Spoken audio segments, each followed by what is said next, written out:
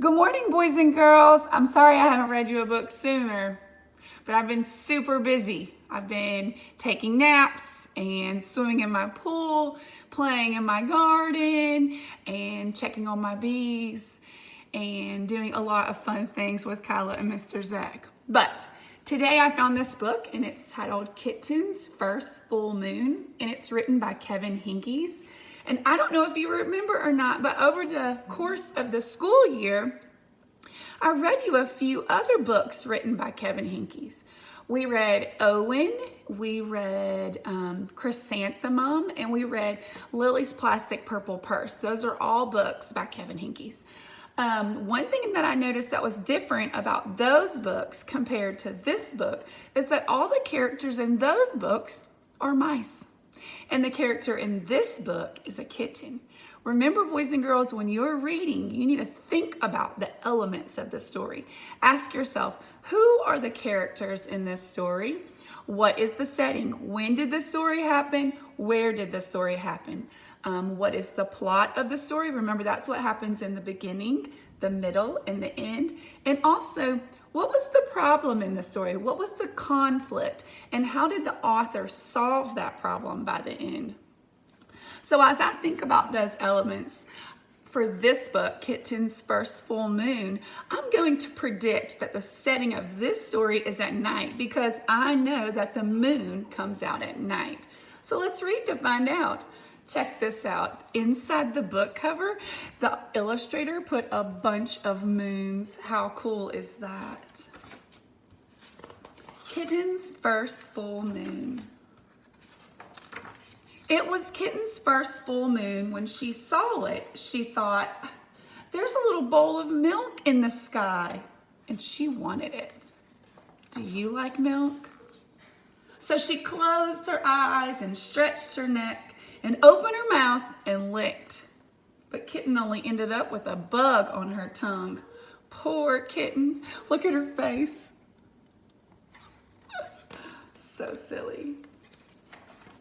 Still, there was the little bowl of milk just waiting. Look at the moon. It does kind of look like a bowl of milk, doesn't it? So she pulled herself together and wiggled her bottom and sprang from the top step of the porch. But Kitten only tumbled, bumping her nose and banging her ear and pinching her tail. Poor Kitten. Still, there was the little bowl of milk just waiting. So she chased it down the sidewalk, through the garden, past the field and by the pond, but Kitten never seemed to get closer. Poor Kitten. Look at all the things that she did trying to get to the moon.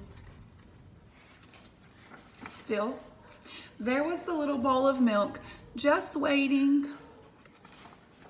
So she ran to the tallest tree she could find, and she climbed, and she climbed, and she climbed to the very top. But Kitten still couldn't reach the bowl of milk, and now she was scared. Poor Kitten. What could she do? Then in the pond, Kitten saw another bowl of milk, and it was bigger. What a night. She's really seeing the moon's reflection, isn't she? So she raced down the tree and raced through the grass and raced to the edge of the pond and leaped with all her might. What do you think's gonna happen? Splash. Poor Kitten. She was wet and sad and tired and hungry. So she went back home.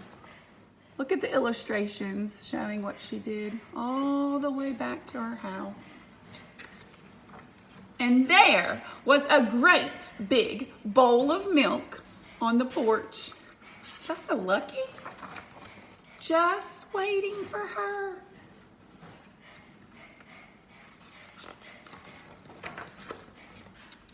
Lucky Kitten. That's so sweet. I want you to think about the moon. What does it look like to you? Why don't you draw a picture and write a sentence about it? What does the moon look like to you? I hope you guys have a great day. Love you bunches.